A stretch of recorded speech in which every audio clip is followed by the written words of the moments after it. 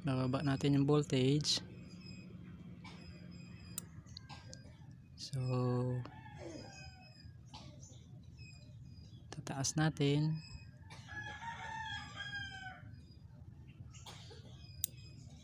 $12.9 connected. So babaguhin natin yan.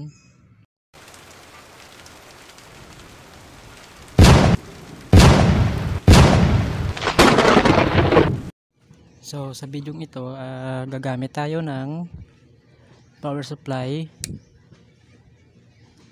12 volts 5 ampere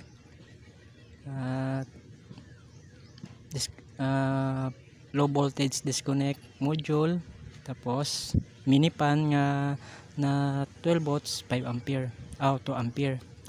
So sa power supply natin, ito lang muna gagamitin natin dahil wala tayong available na battery.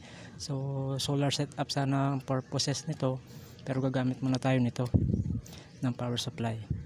So tara, umpisa na natin ang pag-assemble.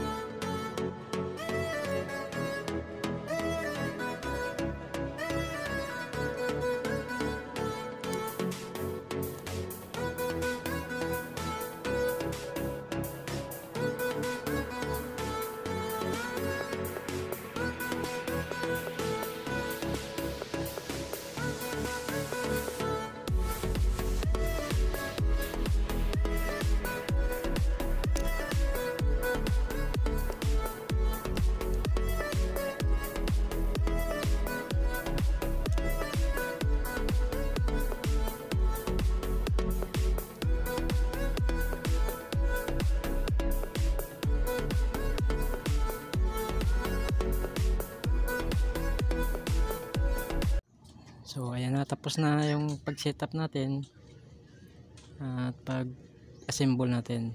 So sasaksak natin, subukan natin saksak.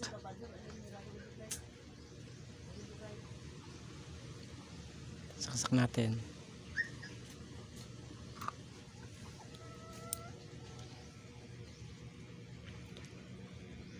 So ayan, umaandar na siya sa 12 volts 12.6. So susubukan natin low voltage yung power supply.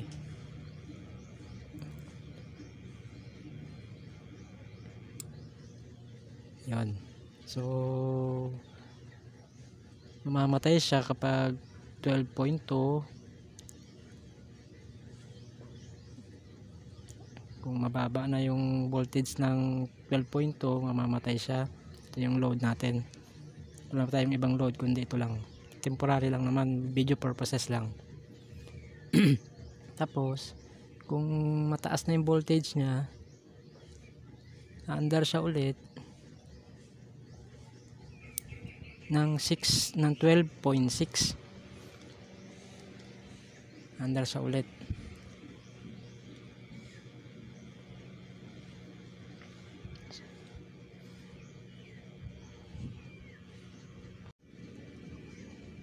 So babaguhin ulit natin siya para makita nyo.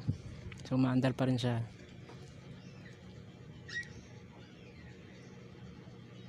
Babaguhin natin.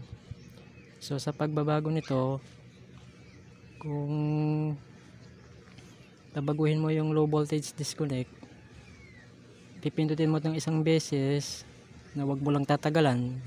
Halimbawa ganito, 1 seconds, 2 seconds, 1, tapos 1, 2, yan, tapos low, yan, ganyan. Halimbawa iset natin ng 12.0 ang disconnect nya, so automatic magsisave yan. Yan, so ganyan.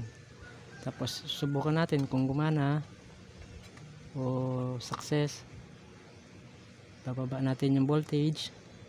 Tandaan nyo yung sinet natin 12.0. So testing natin, maandar pa rin yan. 12.0. Napatay, sumobra. Bababa natin ulit.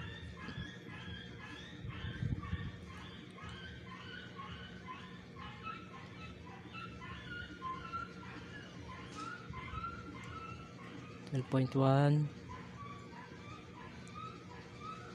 12.0. So nag-off na siya, nag-disconnect na siya. Disconnect na yan. So kanina yung connected natin 12.6. So babaguhin din natin, gawin nating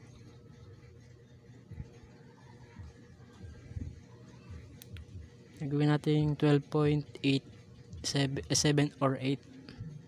So subukan natin. So dito pipindutin lang din dito ng isang beses at magkasabay ng 2 beses. Okay, yan, tapos pindot. Okay, ganyan.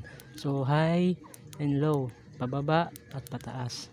So itataas natin yan. Yan, equivalent yan is 0.7. Ayan. O sige, tataas natin yung voltage nya. Dapat mga nasa 12.7 yan or 8. Tataas natin yung voltage. Dapat under na yan sa 12 point, bumaba para mas mababa yata. So subukan ulit natin.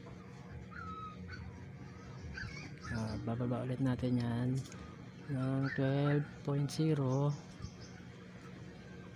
Yan. So ganito, isa ulit, tapos 2, tapos baba natin 12. Ayan, binaba natin. Subukan natin yan, tapos tataas ulit natin yung voltage nya. Taas natin yung voltage. Maas na. Tataas natin yung voltage. Andar ulit yan. Ganoon. Okay. So ulitin natin. Ibaba natin, testing ulit natin, ibaba yung voltage na yan. So i-disconnect natin siya o connected natin.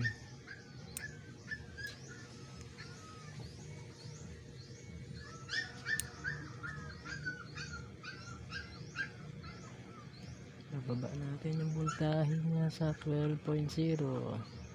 Yan, 12.0. So set natin siya. Set natin siya sa mas mataas na connected na voltage. Set natin 1, tapos magkasunod, tapos tataas natin, gagawin natin 5, tapos testing natin. Pag nag save na siya, so automatic save yan. Tapos testing natin, tataasan natin yung voltage nya kung anong voltage nya magko-connect. 12.6 yon, 12.6. So yung connected dito sa side ng button, tapos yung disconnected dito sa side ng, dito sa kabilang side ng button. So yun. At sa mga nagustuhan yung video ko, pwede bang paki-like mo naman? Pwede po ba? Tapos importante mag-subscribe ka. Tapos pindutin mo yung all, yung notification bell, para ilagay mo sa all para ma-notify ka kapag mayroon akong mga bagong upload. At comment ka na lang din para ma-shoutout kita.